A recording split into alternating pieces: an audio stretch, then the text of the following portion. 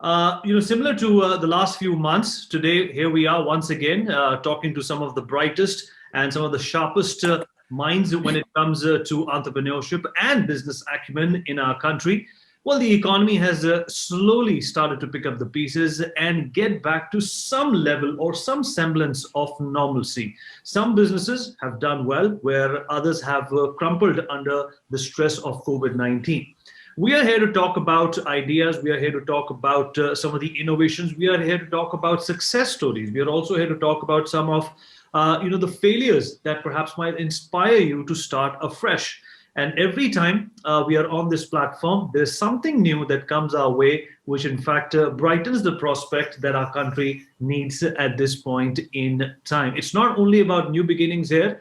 It's also about some of the endings which have inspired us to make new starts as well. So without further ado, let me introduce the panel for today. Joining me on the platform is Mr. Pankajj Ghode. He's the co-founder and CEO of Agri10X. Captain Shaji Kumar. He's the CMD of Astute Outsourcing Services. Mr. Deepak Mittal, co-founder and CEO of To The New. Ms. Kruti, Sheth, founder of the Lair. It's a barbershop in Car. And last but not the least, my partner in crime, Dr. Anurag Batra, Chairman and Editor-in-Chief of BusinessWorld and Exchange for Media Group.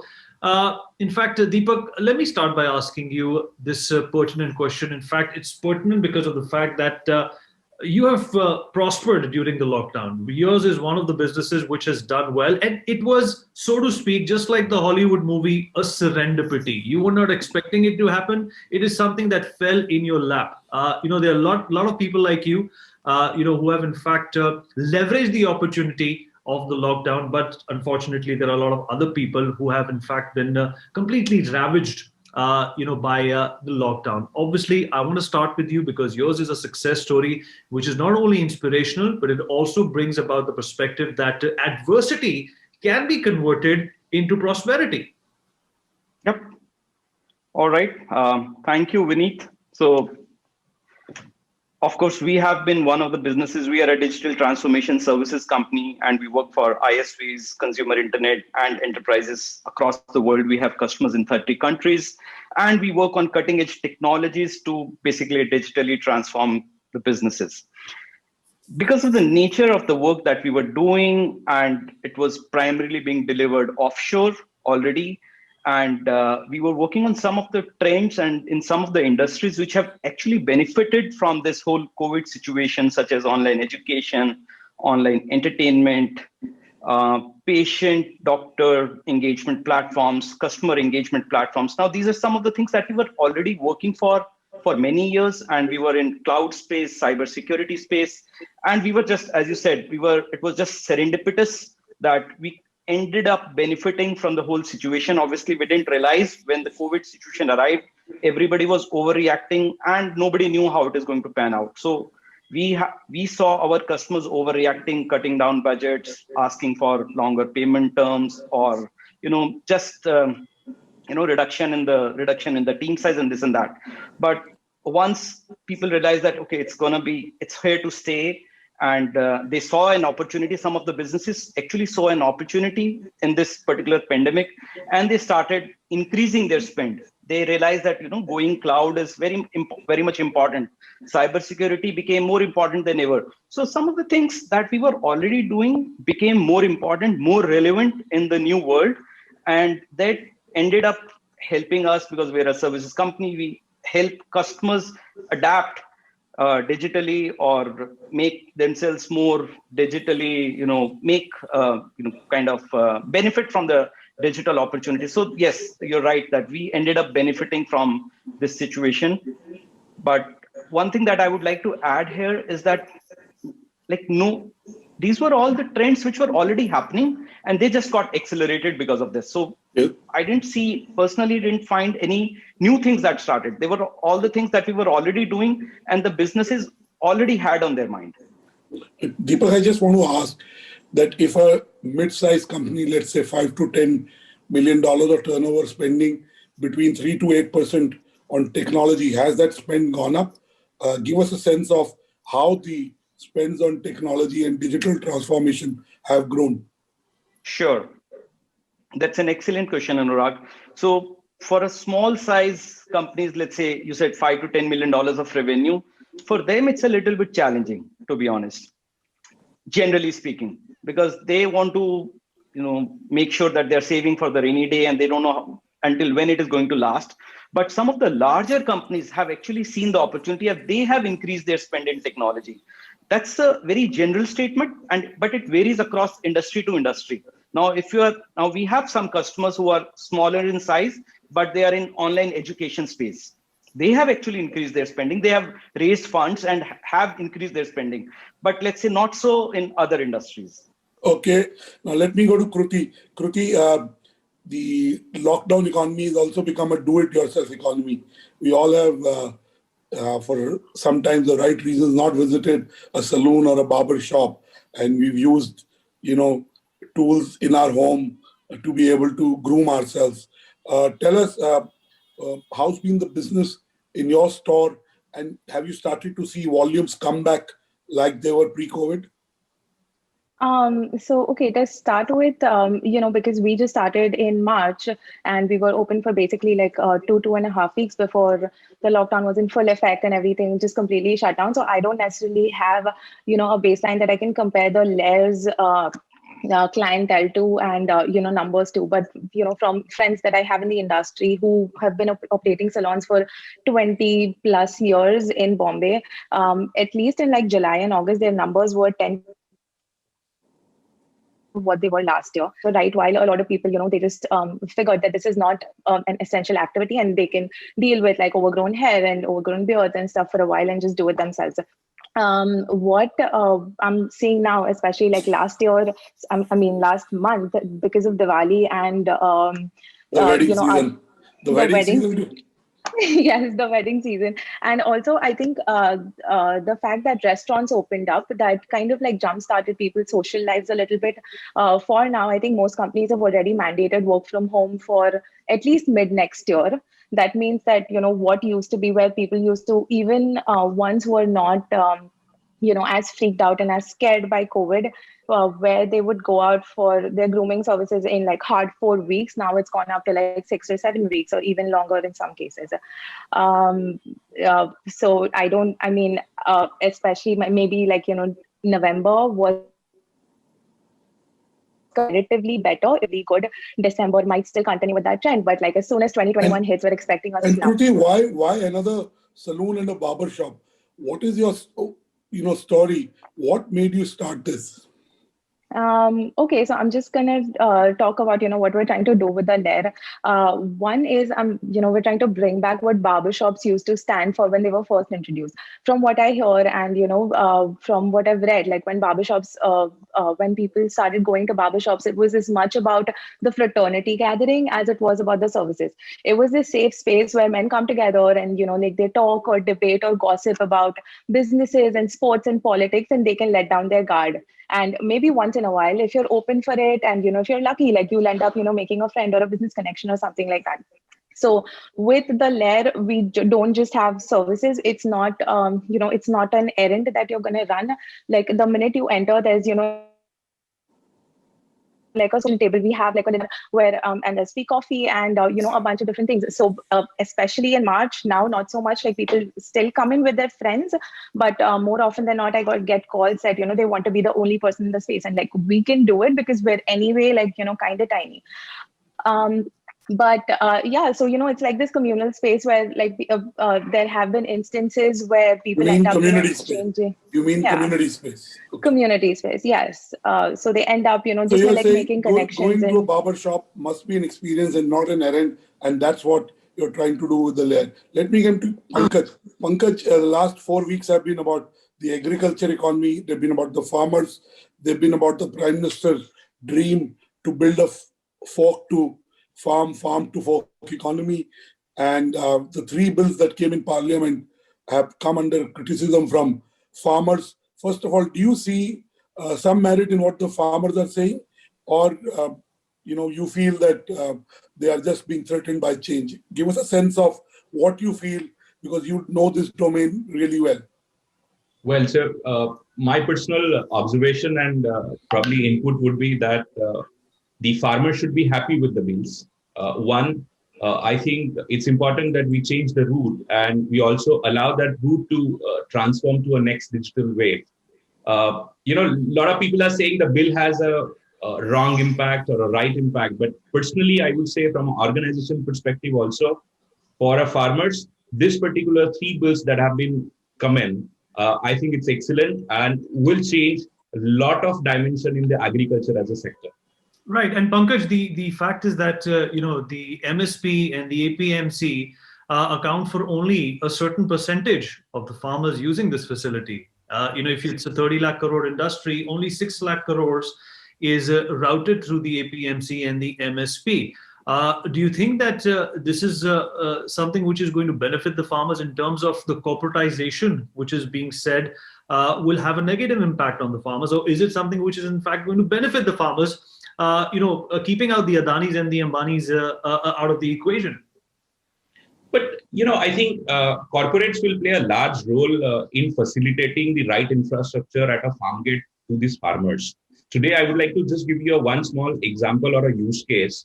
The farmer used to sell a pomegranate in a Pandharpur area at a price of 60 to 70 rupees. Today, on a digital platform, they have been able to sell at a price of 140 to 150 rupees kg. I think doubling the farmer, what we've been speaking in the post-harvest management is something that has been able to achieve because of the digital transformation. Having said, if the corporate comes in and if there's a large buying that will take place and if there is a transparency without having this middlemen, I think the farmer will still get a lot more benefits than what benefits they used to get with a mandi and APMC. Impact your business. How does this impact what you're working towards? Does this have any impact on what you're doing? Does it make your life? I think we've increased our top line. A lot of farmers have come forward to see this digital mechanism is working. They don't really necessarily have to go to mandi and APMC, put money towards logistics or a transport or to a labor. There are a lot of challenges when the farmer takes material from his farm gate to mandi.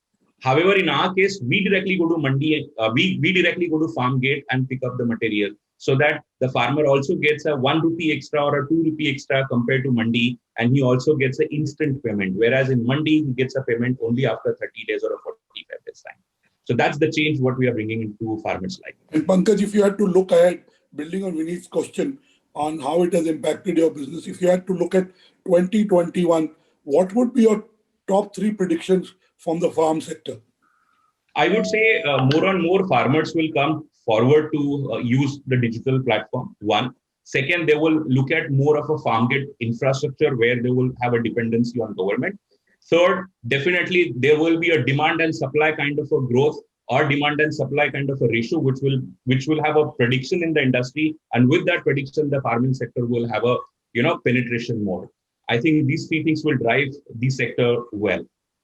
And if you were in the government and you were trying to engage with the farmers, what do you think the government should do? Because you clearly, as somebody who's in the thick of things and who believes that farm bills are good and you can help the farmers get a better yield for their crops, what do you think the government should do to get the farmers on board? I think more communication, more small engagement with the farmers, making them understand how beneficial this will be. Largely, if you look at policies are good, but if till these policies do not reach to a level of a grassroots, I think this policy will not be driven in a right format. One. Second, if you look at from an impact perspective from these policies, will not come in now, because agriculture as a sector takes 9 to 10 months time to actually get it into a post-harvest management. So I would say post 2021, the policy format will showcase a result. And I think from a government perspective, they should more communicate with farmer as a community, create more, compared to community driven, it should be a network driven kind of activity. And so if I may say, the old world Arthyas are being replaced by platforms like yours, which are more progressive, which enable and share the spoils of what you enable. So we'll come back to you, but let me bring Mr. Kumar in. Mr. Kumar, the future of work has changed. The future of workplaces has changed. Our workplace, Vineet is doing this from his home. I'm doing this from a hotel room. So clearly, work from anywhere has changed the nature of how businesses operate and what are what is a traditional office facility? Tell us how has that impacted your business? Because in the last 8 months, offices have been locked down. In most businesses, between 10 to 30% of staff is coming to work. So tell us what has happened in the facilities management space. See, the facility management corporate side obviously has been hit very badly because of all the offices, like you said, has been closed for the last 3-4 months. But then we had another service. We started another service like it was said by Deepak that in any calamity, an opportunity comes up. Always. So we started the residential services. So that has seen a boom over the last 6 months, which has kept our business going despite the corporate facilities being shut down. So we've had a spurt in the demand as far as the residential services are concerned, because that's equally important. And also, we are also into the staffing business. So that there was a stabilizing there also, because we do a lot of work with retail and logistics. So there was again a boom. So in the end, I would say that 2021 has evened out for us. Not really, Mr. Kumar, impacted. Mr. Kumar, that even despite the vaccine being on the horizon, and most of the country on the cusp of being inoculated by the middle of next year, the work from home trend, which Anurag just spoke of, is another accidental innovation or something that corporates have stumbled upon, and they would want to keep it to keep costs down. Yes, definitely. It is, you see, I don't really think that by mid of next year, a country like India would be able to vaccinate everybody. We are one of the largest populated countries. So But 6 months is... Yeah, at least 6 months is too short of a time, to vaccinate the entire population. Well, at least sorry. At least the metropolis will be inoculated, because those are the economic engines. The government is going to make sure that your capital city and your financial hubs and your other metropolitan cities will be inoculated, because that does drive the economy of the country. Yeah, like Vineet, you mentioned, organizations have reset their strategic priorities with this COVID-19. It has brought about a change in the perception that businesses can be run remotely also, just as efficiently, if not more. And shows home. Yeah, except maybe some industry like media, like your entertainment and all, which would require to pull in patrons into the theaters for it to boom. I have to tell you, I was in Bombay. I was having dinner with a very close friend of mine, the pioneer in the entertainment business, and I had a cup of tea just before that with another pioneer, top 3 cinema producers in the country, and I can tell you that maybe I miss the cinema. But if I talk to young people who are 15, they don't. They don't have a concept of the cinema. They're very, happy with OTT. They see it as convenience. They see it anytime. So I'm not sure the cinemas will come back in a big way. And, I'm not a pessimist, but I'm just saying that we may be nostalgic about it. We may be emotional about it, as we all are about old experiences.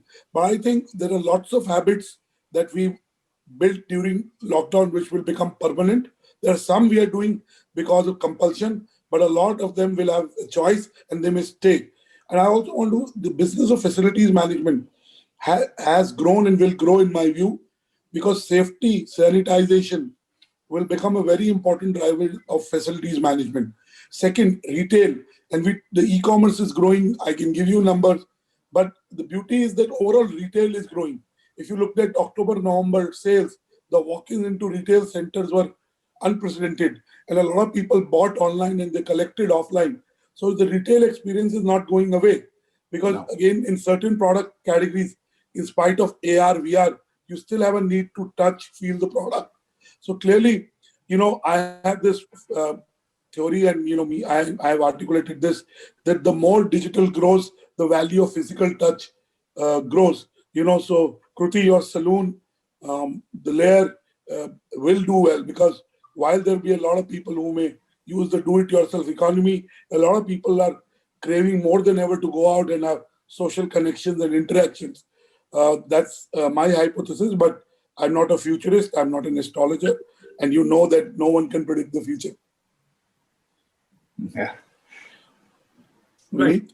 Yeah, Kruti, in fact, when we started this conversation, Kruti, there's a question that I had for you that, the influx that you see of people coming in, finally trickling in into your barbershop, is there a ratio? Because in a very recent report, I read that men are more likely to be visiting a salon during the pandemic than women. What ratio? I mean, I'm sorry, I didn't get that. Okay. Just tell us about the walk-in scenario in your salon. Are there more women showing up? Are there more men showing up? To get themselves groomed? Because according to a report that I read online, men are more likely to risk their health to visit a salon than women. Okay, so where to start with, we're actually a barbershop, so most of our services are only for men. We don't have a lot of women coming in. That said, yes, you're right when you say that, because a lot of men feel like, they're anyway stepping out for work, so it's all right. They can take this additional risk, if you put it like that. But I've also seen a lot of women pushing, especially men who are working from home. They're like, no, you absolutely need to go get this done, even if you might not feel like it. So that's it. Okay. All right. Well, yeah. But Right. Go ahead, Anurag. Go ahead. So I was just saying that, we normally take a break in the show, and post the break, we would like to ask you two questions to all the four panelists. One is, what are your top lockdown lessons? What has changed in you as entrepreneurs in the last 8 months that will help you live your life better, build your businesses in a more impactful way? And second, when do you see the Indian economy coming back in full bloom? Either extrapolation from your sector or basis on your experiences that you're having as an entrepreneur. We are talking about the economy. Telltale signs have been indicative that everything is going to come back to normal. A lot of industries have already reported up to 80% of businesses resuming, during the pre-COVID era. And this is a good sign. Before we took a break, Anurag had specifically, posted a couple of questions to be asked. Deepak, let's start with you. Lockdown lessons is something that we all are, replete with. There are going to be perhaps scores of books which are going to be written about personal, introspection and revelation. What has been your lockdown lesson? Let's start with you, and let's also talk about ideas and indicators which you feel are perhaps pointing towards the economy slowly and steadily getting back on its feet. Sure. Thank you, Vineet. I'll address the first part first, which is about what are the lessons that I, as an entrepreneur, have learned during these COVID times, during these work from home times. And this has come from experience, this has come from introspection, and this has come from talking to friends and people in the industry. So the first one that we have realized for our industry is that, there used to be a lot of talk around onshore, offshore delivery. Now that's all off the table. Now people are talking about any shoring or home shoring. So for us, that's become mainstream. As in, we are seeing that people working from home is no less than people coming to office and working. So home shoring is going to become mainstream. It has taken the center stage, and this will continue. I don't think when this whole COVID situation goes away, we are not going to ask our people to come to office and work. People have already started saying that they are very happy working from their smaller towns and working, and nobody's complaining about their productivity. Nobody's complaining about their ownership. So this is going to become mainstream, and we as a business are going to take full advantage of that. In the sense that now, that's kind of maybe, if you will, it's a second lesson that we are now starting. We have already started to hire from cities where we don't have an office. So now earlier we used to hire only from, let's say, Delhi and Gurgaon, Noida, and maximum to the satellite towns. But now we're talking about hiring people from Pondicherry. We've already made an offer. Now that's kind of opened up a new opportunities for acquiring talent from anywhere in the world. So, and I think there will be businesses who will adopt this, and there will be businesses who will kind of resist it.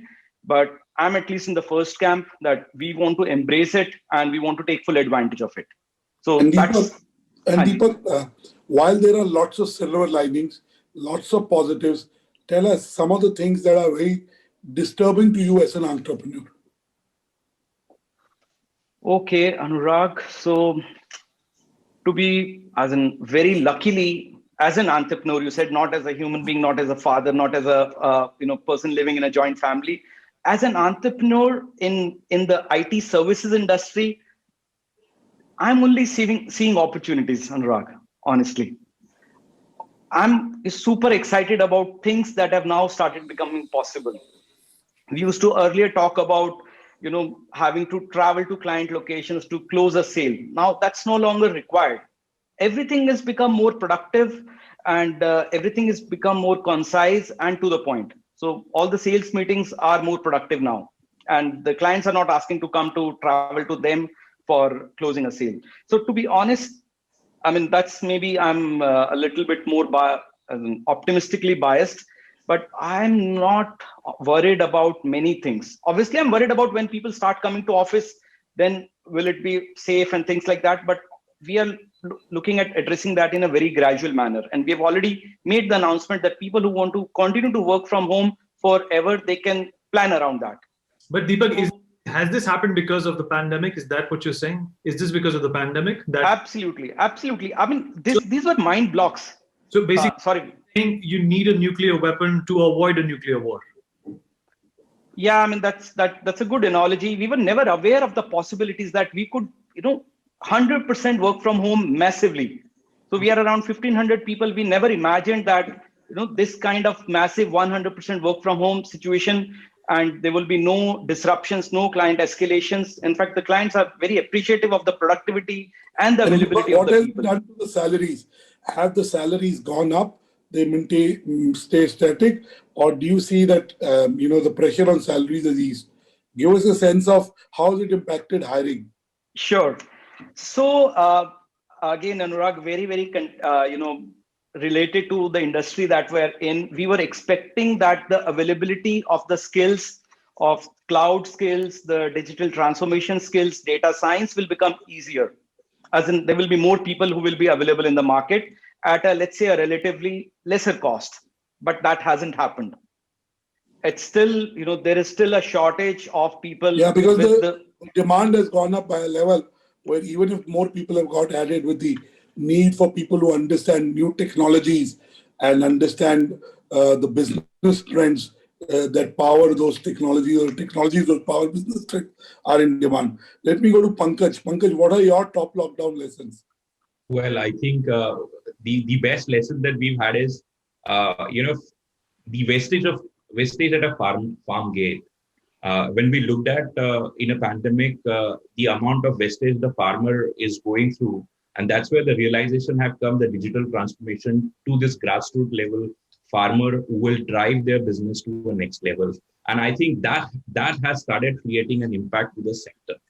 One. Second, while we've started helping these farmers selling their produce digitally, this also started enhancing their cost of produce, right? They do not have to go to Mandi, as I said, APMC, as I said, and all of that. But one thing that has resulted is taking more, price for their produce. Second lesson that we found is that there's a lot of attention to this particular sector, where people never had given the attention to agriculture, which is a root, right? So we all have to now give that attention to this sector, provide more strength to this route, and transform this route. That's what we call it. Okay. And Pankajj, just to tell our viewers that cold storage, Pankajj, storage facilities in India are very weak. You asked food. Just one footnote. I'm sorry, Anurag. Just one footnote before we move on. You spoke about us being food surplus. India is a food surplus country, right? And just answer for our viewers, how is this bill going to change that as well? You're an expert in this field. So if you look at, we do not have any kind of a data table which says demand and supply, right? So it's more of a community sowing stage that we are in today also. So for an example, if one farmer says that I'm putting a soybean in field, the other also says that I will do the same thing. If you go to Nashik area, there are only two crops which are very prominent, right? One is grapes and second is onion, right? But now that statistics have started changing, people like us are telling them that, look, we will do a partnership, grow this particular fruit or grow this particular kind of a vegetable, and it will give you a very good returns after 6 months or after 9 months or after a year. And that has started resulting a good, probably the sector dimension, and ensuring that the farmers are getting more benefited from their land. Okay. Anurag? I was just building on what Pankajj was saying. See, the lack of storage facilities in India for food grains results into a humongous waste of, grains and food items. I think we need to build a very robust storage and cold chain. And one of the sectors that is growing thanks to pandemic is warehousing. As e-commerce grows, as farm to fork becomes a reality. One of the sectors that is growing hugely and is seeing huge interest from investors as well as operators is the warehousing sector. Kruti, what are your top lockdown lessons? I think one is that now stepping out a lot lesser. Everything's moved to digital, and because everyone's already consuming so much digital content, even if people aren't going to like barbershops and salons or hospitality places anymore, you still have to try and be on the top of their head. So, when they actually do decide to step out, they end up picking you. So, we've had to like do a lot of activity in terms of like ads and social media and such for that to happen. And second is, I'm sure that for most of everyone, this is like a done and dusted thing, but I came in with the assumption that people want to, interact with like bigger corporates and they want to interact with bigger businesses. But what I'm realizing is that actually customers want a lot more like personal touch and like that connection. So for us, like instead of sending out all these like very generic messages, like sending out like heartfelt invitations or letting people know like what we're doing and such, that's it's increased our customer engagement by a lot. So yeah, that's basically been it. And Kruti, from a price point, if you're providing this experience, do you see the price points or yields per customer or per walk-in being substantially higher than the other saloons? No, I don't think so. I think we're priced very economically. Like we charge a little bit more, like a little bit of a premium to your like basic salons. But when you consider like other really big brands like 2 for 10 Hill and such, like we're very competitively priced. And with the additional, like costs that we're incurring to keep, the entire place sanitized after every single customer, the margins have obviously gone down, but we're still not, increasing or putting that on the customer. So for a lot of our customers, because our price point is what it is, they believe and they trust that we'll be able to do everything that's necessary to keep them and us safe. Okay, Mr. Kumar, what are your top lockdown lessons? You see, my top lockdown lessons is that we have been able to realign our cost structures over this period. We sharpen the productivity and create fresh revenue streams. Like I told you, we started with the residential services, which is absolutely new stream. And also a lot of things that we never presumed that we could do through in an environment of lockdown, which we could do now. So like we could do away with a lot of travel. That would cut cost, but same productivity will remain same. And our sector has fortunately been one of the few which has not really had a major impact, negative impact as far as the COVID-19 pandemic is concerned, because segments like retail and e-commerce booming during the lockdown, our requirement for our delivery boys and all increased rather than decreased during this phase. And if I may ask, what is the change in the consciousness of the people who work with you? The frontline staff, who are at the facilities, the management staff that works with you. What is the change in their attitudes that you noticed?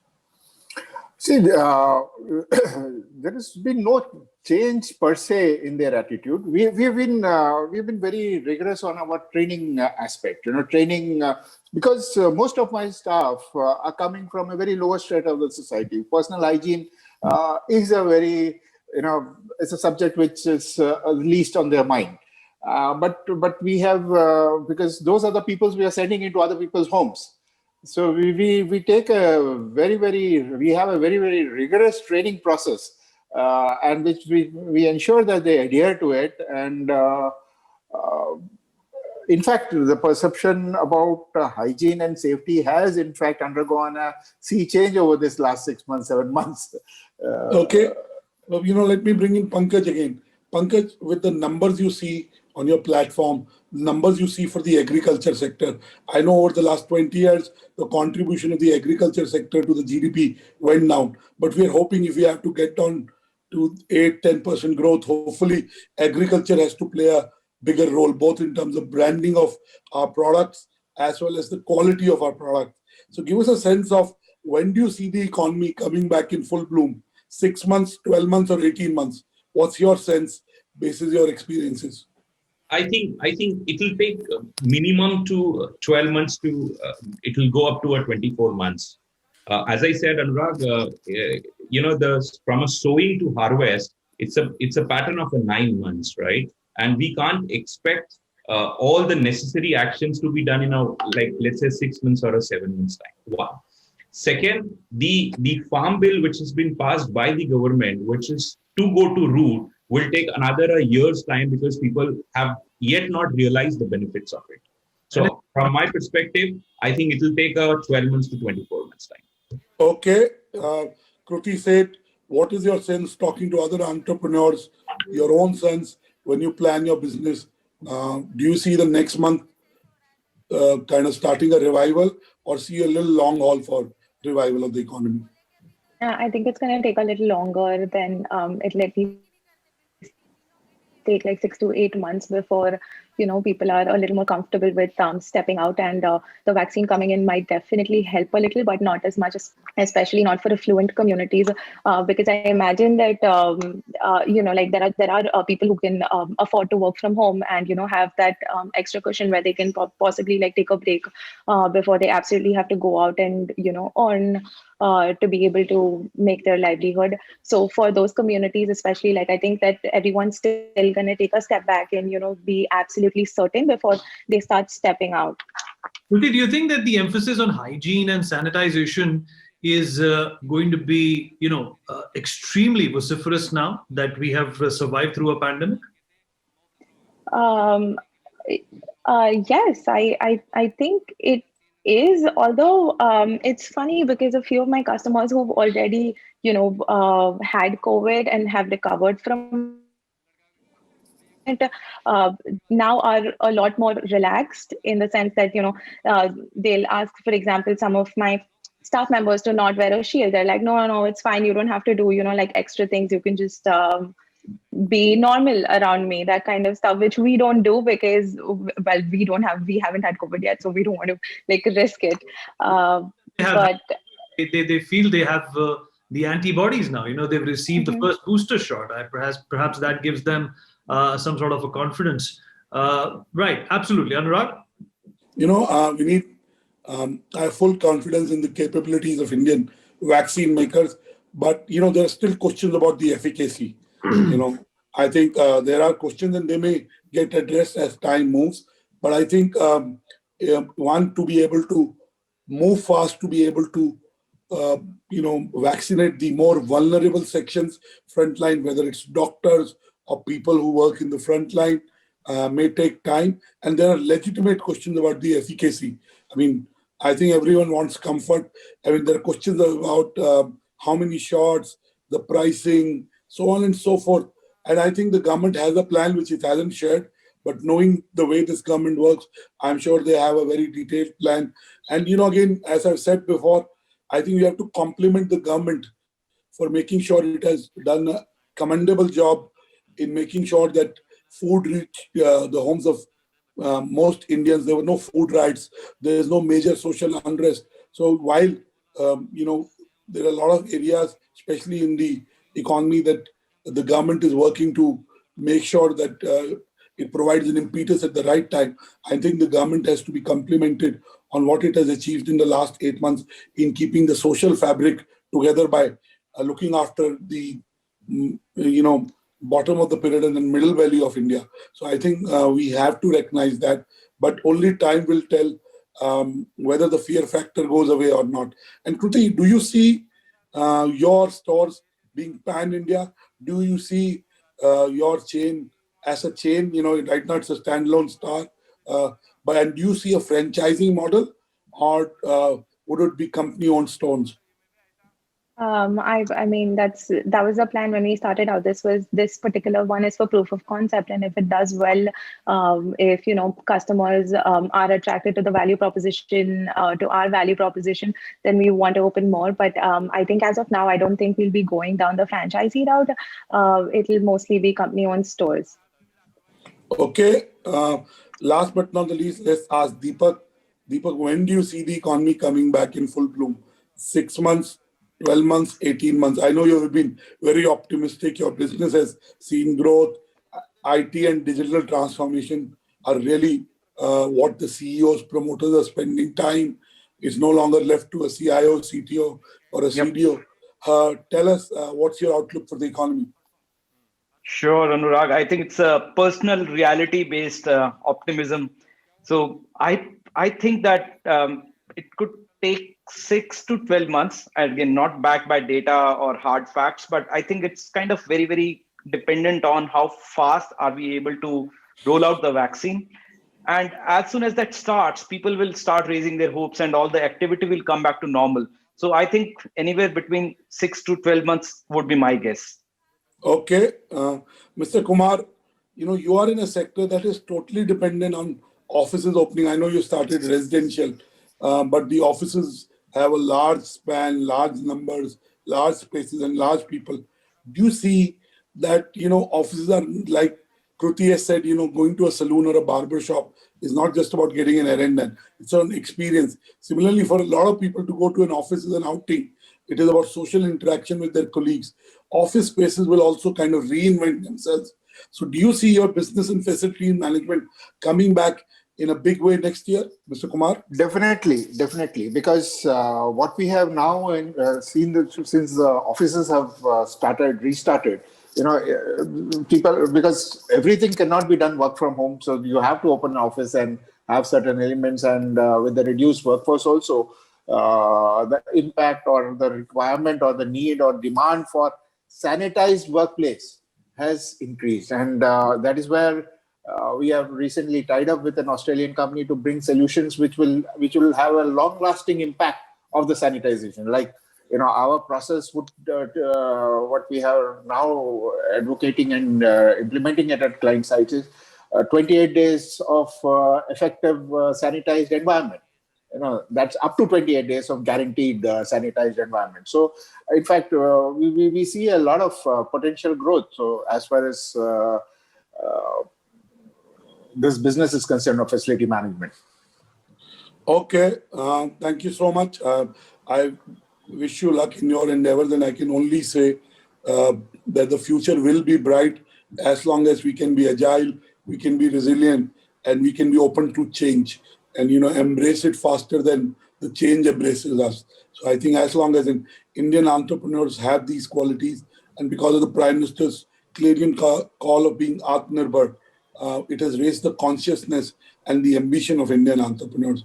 I'm sure we'll be able to build on the opportunities that 2020 has created, even in the pandemic, and hopefully sense new opportunities in 2021. Anurag, we just have a couple of minutes. In fact, we've heard from everyone about their lockdown lessons. I want to know from you, what have been your lockdown lessons? And, since the time we started doing this show, we've heard a multitude of opinions as to when the economy is going to be revived. Some people have gone on to say 3 months. We've already crossed that, and 2 3 years.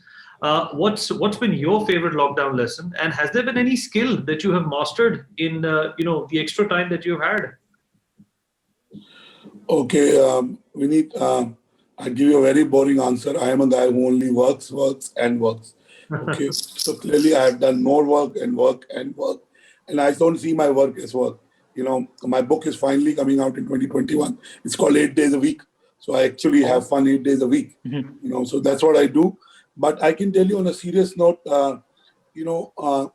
life is about focus. I think lockdown has brought focus. Lockdown has brought intensity and one realization. I'm a very social person. I like to meet people, and I continue to do that, of course, with my mask and social distancing and being responsible. But the fact is that time is more important than money. We always knew it. I think I value time even more than I ever did. Second is, while I enjoy work, all that, life is about relationships. The pandemic was a great time to renew relationships, to strengthen relationships, to rediscover relationships, whether these were business relationships, personal relationships. So I think these are my two top lockdown lessons. One, time is bigger than money. And second, relationships are the elixir of life. So discover them, renew them, whether it's business. I told my teams in both my organizations that don't worry about business. Right now, just build stronger relationships in a very genuine way. If you do that, automatically business will get built. So I think these are my lessons. And I can only say that consistency matters, focus matters. And if you really believe that you can build something, you will be able to build it. Sky is the limit, as Deepak rightly said. The beauty about digital is it helps you do a scale that you may not have imagined pre-COVID. Whether it's the virtual events, we would get 300 to 500 people physically in our event. Today, in some of our events, we've got 8,000 people on a single webinar. 8,000 people just on the Zoom call, and another 7,000 on social media. So 15,000 people. We wouldn't get 15,000 people in an event. So I think digital allows scalability. We have to imagine whatever we do in a purely digital first, mobile first, and millennial first environment. If we don't, we lose out on the opportunity that India presents. Absolutely, Anurag. And on that philosophical and sapient note, we're going to call it a day. Thank you, everyone, for being a part of this wonderful show.